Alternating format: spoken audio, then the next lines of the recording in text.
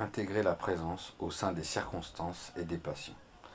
Nous devons être capables d'intégrer la présence dans les circonstances en toute situation. Dans le Dzogchen, il n'y a rien auquel il faille renoncer. Nous devons intégrer la présence dans ce qui est négatif comme ce qui est positif. Être capable de faire cela, c'est être un vrai pratiquant du Dzogchen. Mais nous devons réaliser qu'être libre de tout faire signifie être libre de ne pas faire. Sinon, penser que nous devons tout faire n'est qu'une autre forme de conditionnement. Afin d'atteindre la réalisation complète, nous devons intégrer la présence dans la totalité de ce qui nous entoure. Mais nous ne devons pas nous en tenir là. Il est extrêmement important de l'intégrer dans nos passions. Si nous nous mettons en colère, nous devons apprendre à intégrer la colère. Si nous nous mettons simplement à faire toutes les choses que nous faisons d'ordinaire lorsque nous sommes conditionnés par la colère. Si cela se produit, l'énergie de la colère n'est d'aucune utilité pour notre pratique. De la même façon, nous devons intégrer tous les états émotionnels de joie et de tristesse, de doute et d'attente, tous les obstacles émotionnels et tout ce qui se manifeste dans l'état de veille et du sommeil. Pour finir, au moment de la mort, nous devons intégrer la mort elle-même. C'est l'intégration ultime et l'atteinte de la réalisation. 3 degrés d'intégration. Dans un texte du Shangshu Nengyu, le miroir de l'esprit lumineux, décrit 3 façons d'intégrer les activités quotidiennes au sein de la présence. Elles correspondent à 3 niveaux de pratiquants. Pour simplifier leur compréhension, elles peuvent être présentées ainsi sous forme d'un tableau. Au niveau le plus élevé, celui du pratiquant supérieur, nous accomplissons toutes nos actions en demeurant constamment dans l'état de la présence non duelle. Si nous n'avons pas cette capacité en tant que pratiquant moyen du niveau intermédiaire, nous appliquons la sagesse de la méditation à toutes les actions. Si nous ne sommes pas plus capables de faire cela, en tant que pratiquant du niveau inférieur, nous prenons l'engagement d'effectuer toutes les activités de notre vie avec l'intention consciente de faire du bien à tous les êtres. On trouve 3 niveaux correspondant dans la vue finale ou absolue, la vue individuelle ou de la méditation, la vue de l'attention ou de la conscience attentive conceptuelle. La première, la plus élevée, concerne les pratiquants les plus avancés. Là, on intègre l'état absolu de la présence non duelle dans toutes les actions, ce qui veut dire que nous sommes en mesure de demeurer sans effort dans l'état de contemplation, amenant la sagesse absolue et la connaissance non conceptuelle dans chacune de nos actions. C'est à ce niveau que s'applique un proverbe tibétain. La non-méditation est la meilleure méditation, car dans la méditation, il y a toujours un effort impliqué, celui de contrôler ou de diriger l'esprit. On raconte l'histoire de cet homme qui demanda à un maître du Dzogchen « Que pratiquez-vous » Et le maître répond « Il n'y a rien à pratiquer. Je ne pense pas plus qu'il y ait quelque chose à pratiquer. Pratiquer ou ne pas pratiquer, quelle est la différence? Une fois atteint l'état de connaissance, vous êtes au-delà du fait de pratiquer ou de ne pas pratiquer. Pour ce qui est des perceptions, à ce niveau, nous ne faisons plus seulement l'expérience de la forme extérieure des objets des sens, nous parvenons et expérimentons ainsi. Nous expérimentons ainsi leur espace intérieur, leur vacuité intrinsèque. Dans ce cas, par l'intermédiaire des 6 consciences des sens et de la vacuité intrinsèque de l'existence phénoménale, sujet et objet sont directement intégrés dans la condition vide de l'esprit. Si nous ne sommes pas capables d'amener ainsi la contemplation directement dans l'expérience de toutes nos actions, nous devons alors commencer au 2e niveau, celui du pratiquant moyen qui médite, en appliquant l'effort de l'observation pénétrante. Pendant la session de méditation, et immédiatement après, nous faisons appel à l'effort pour demeurer dans l'état de contemplation, et nous appliquons la vue et la sagesse de la méditation au mouvement d'énergie subtile. Comme le dit l'adage tibétain, par la méditation, le pratiquant observe et devient naturellement libre. Si nous ne parvenons pas à cela, nous devons alors débuter par le troisième niveau, moins élevé, plus modeste, où nous travaillons avec la vue de l'attention vigilante en appliquant la conscience attentive conceptuelle à tout ce que nous faisons au moyen du corps, de la parole et de l'esprit. Dans ce cas, dès que nous apercevons que notre esprit est distrait, nous nous efforçons à plus d'attention pour parvenir à l'état de présence contemplative et nous tentons, par le raisonnement conceptuel, d'intégrer la pensée ou la passion qui nous distrait dans l'état de contemplation. En pratique, le plus utile est de commencer par le troisième niveau, notamment sur le plan de la communication et de l'attention qu'on porte à autrui. Il arrive en effet souvent que, en essayant de passer au niveau le plus élevé, on vive dans une sorte de fantasme de vérité absolue de la vacuité et de la non-réalité des phénomènes. On néglige alors la pratique de la vérité relative de la compassion. Et l'on n'arrive pas à prendre conscience de notre réelle condition, tout comme celle d'autrui dans le monde dualiste. Ce niveau est en fait le chemin nécessaire et préalable à l'intégration la plus élevée. Le mieux est donc de débuter par la vue de l'attention vigilante, où l'on développe la conscience conceptuelle pour ensuite progressivement l'abandonner et finalement atteindre la capacité d'intégrer la présence dans les actions. Les trois façons d'intégrer la contemplation dans les actions correspondent respectivement aux pratiquants de capacité supérieure, moyenne et inférieure.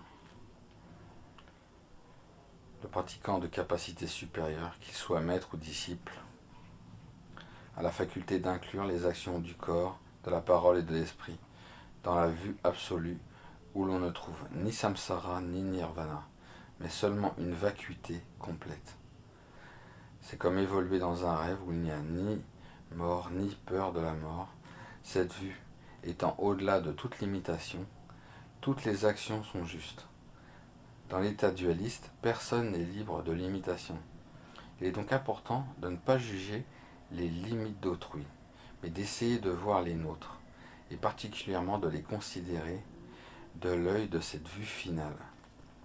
Cependant, si nous essayons d'agir selon la vue avant d'avoir la capacité, nous deviendrons d'autant plus confus, bien que toujours limités, et nous tenterons d'agir selon la vue ultime, et cela fera qu'accroître le champ de nos limites au lieu d'être un moyen d'échapper définitivement aux limitations fondamentales. Pour le pratiquant de capacité moyenne, le comportement au niveau du corps, de la parole et de l'esprit consiste à reconnaître les 6 objets des sens et de les libérer en les acceptant sans s'attacher conceptuellement aux perceptions des sens. Par exemple, la conscience visuelle et la connaissance conceptuelle perçoivent la couleur blanche de manière différente. Libérer la perception des sens signifie ne pas suivre la perception de la pensée, et ainsi de ne pas s'en saisir par la connaissance conceptuelle. Ceci correspond à la vue individuelle de la méditation où nous intégrons les actions en percevant sans saisir, sans suivre les perceptions par la pensée, mais au contraire en les libérant. En fait, ce ne sont pas les perceptions mais l'esprit qui génère l'attachement et les problèmes en jugeant et en faisant des choix. En général, les situations simples où on a peu de choix créent moins de désir et d'attachement et par conséquent moins de confusion, de complications et de conditionnement. Si d'autres systèmes, comme par exemple celui des sutras, ne considèrent pas les consciences des sens comme très importantes, dans le Dzogchen, elles sont essentielles car la présence de l'esprit se manifeste à travers elles. C'est donc par l'intermédiaire que nous découvrons la présence dans notre pratique. Il est plus facile en effet de découvrir et de réaliser la présence spontanée dans la perception immédiate et fraîche des sens qu'à travers une pensée qui élabore conceptuellement la perception. Plus une sensation forte s'accompagne de présence, plus le sentiment d'intégration est grand. Selon le système des sutras, les mouvements d'une trace karmique dans l'instant produit le surgissement simultané des consciences des sens et de leur objet dans l'instant d'esprit suivant. Dans le Dzogchen, les 6 consciences des sens sont une manifestation du Nirmanakaya. Il est dit que le Shangshu Nyingyu, que par le mouvement de l'énergie, les 6 consciences des sens et les objets des 6 consciences des sens jaillissent de la sagesse, de la présence spontanée innée qui est luminosité, c'est-à-dire qu'elles surgissent de la présence. Quand nous demeurons dans la présence de la conscience visuelle perçoit la lumière. Elle n'est pas la présence spontanée, mais perçoit à travers la présence. Le grand maître des 8 siècles, Dranka Nanka, donna ce conseil.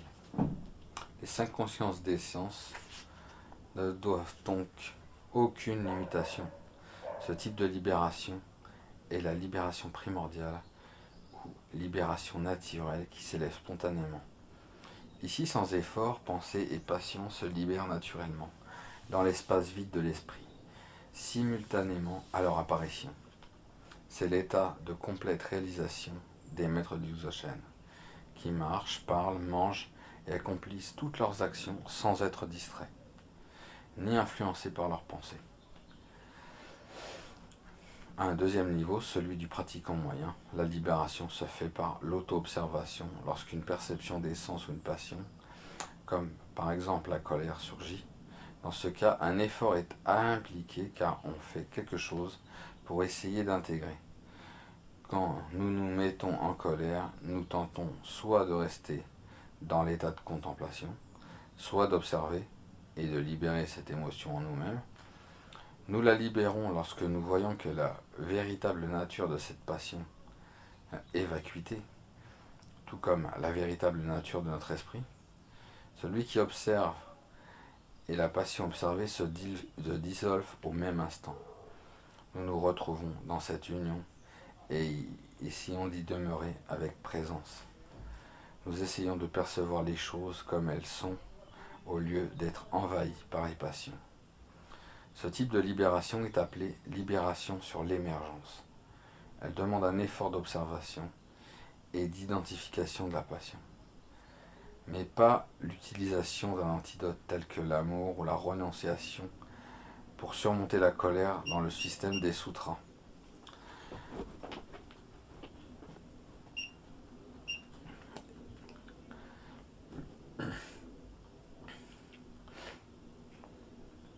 Elle demande un effort d'observation et d'identification, mais pas l'utilisation d'un antidote tel que l'amour ou la renonciation. Okay. À un troisième niveau, le pratiquant de capacité inférieure qui rencontre une des grandes difficultés à intégrer dans l'état de contemplation ou à auto-libérer les pensées et les passions, doit essayer de travailler davantage avec la conscience attentive en relation avec le corps et les sens pour reconnaître la passion lorsqu'elle s'élève et ne pas les poursuivre.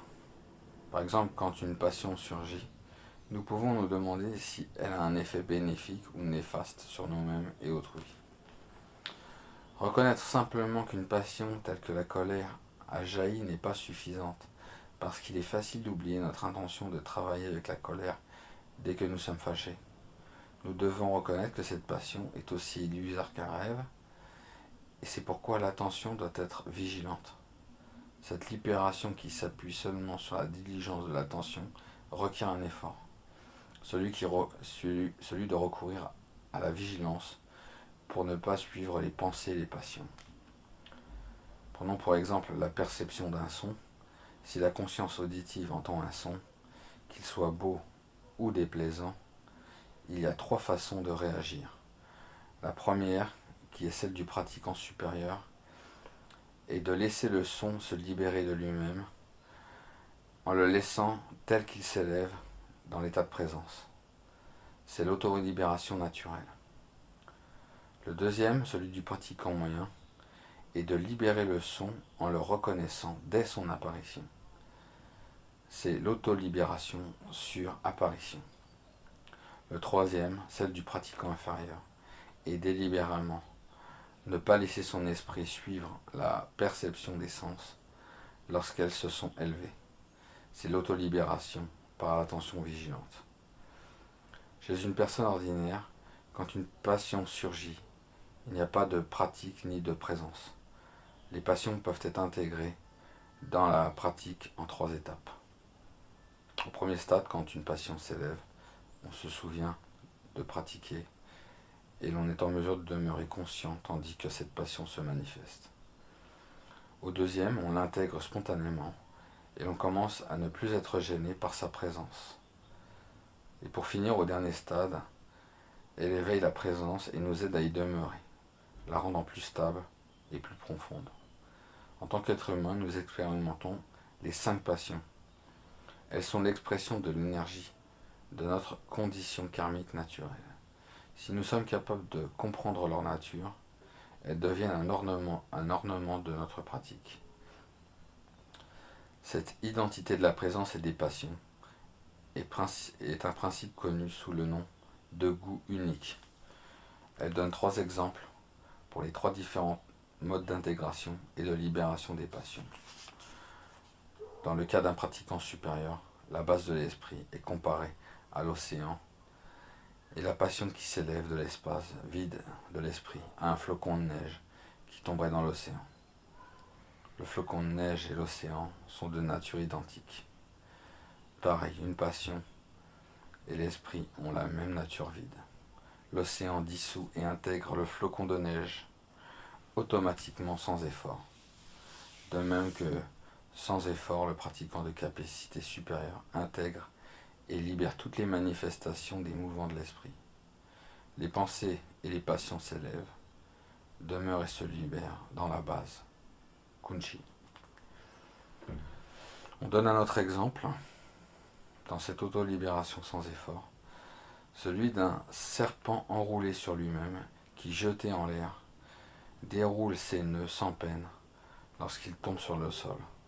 Cet exemple fut attaqué par un érudit, Gwenlupa, qui, critiquant le Doksen, déclare que l'exemple était impropre parce que le serpent qui déroule ses propres nœuds en retombant au sol n'est pas le même que celui qui est lancé en l'air.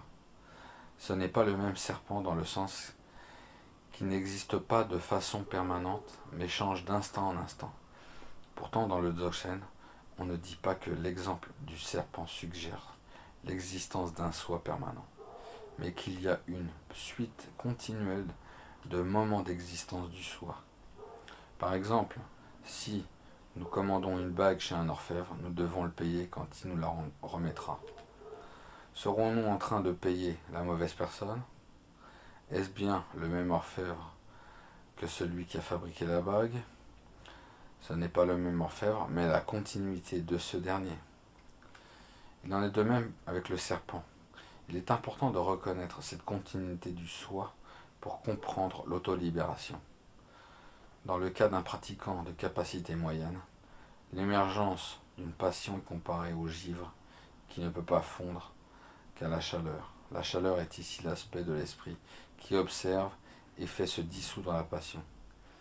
Un certain effort est donc nécessaire pour observer et de reconnaître la passion quand elle s'élève et se résorbe. Il ne suffit pas de dire simplement c'est l'autolibération, car cela ne marche pas. On doit faire quelque chose. Pour le cas d'un pratiquant de capacité inférieure, j'ajoute un exemple à celui que l'on trouve dans les textes originaux, qui illustre comment les éléments de l'enseignement peuvent changer selon l'évolution des circonstances. Aux États-Unis, dans les fêtes foraines et casinos, on trouve un jeu qui consiste à frapper avec un marteau sur une cible en forme de tête. Si on est assez rapide, on arrive à frapper toutes les têtes aussitôt qu'elles apparaissent. Quand j'ai commencé à ce jeu, j'ai trouvé que c'était une très bonne analogie avec l'émergence des pensées.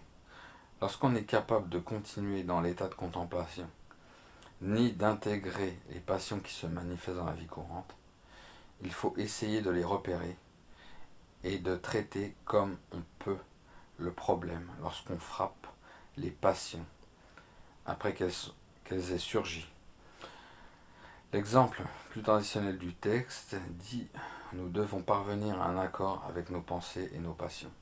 Par exemple, si un sentiment comme la jalousie s'élève, nous la prenons à partie et lui demandons « Pourquoi t'emballes-tu ? Il n'y a pas de quoi t'exciter comme ça et me troubler. » Nous essayons d'observer, de communiquer avec la passion et de démontrer qu'elle n'a aucune raison de venir nous déranger.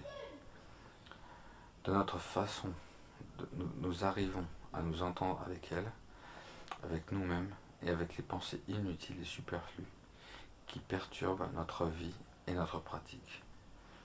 Donc si nous n'avons pas la capacité d'intégrer selon la manière supérieure ou moyenne, nous devons réussir à parvenir à cet accord afin d'avoir une base correcte sur laquelle s'appuyer en tant que pratiquant, mais aussi en tant qu'être humain. Quant aux 3 modes d'autolibération des passions, si nous sommes des pratiquants de capacité inférieure, ce n'est pas la peine de nous imaginer que chaque fois qu'une passion s'élève, il y a autolibération simplement parce que nous avons reçu un grand nombre d'enseignements sur l'intégration et l'autolibération des passions, et que nous nous considérons comme des pratiquants du Dzogchen. Pour libérer et intégrer les passions, nous devons trouver et appliquer une pratique précise qui convienne à notre capacité et à la situation. Autrement, nous ne ferons que nous leurrer. Si l'autolibération ne marche pas pour nous, cela ne veut pas dire qu'elle est sans valeur. Elle est efficace chez un pratiquant supérieur. Cela ne fonctionne pas avec nous parce que nous n'avons pas encore développé cette capacité, parce que nous avons des jugements dualistes et nous sommes encore trop soumis aux circonstances.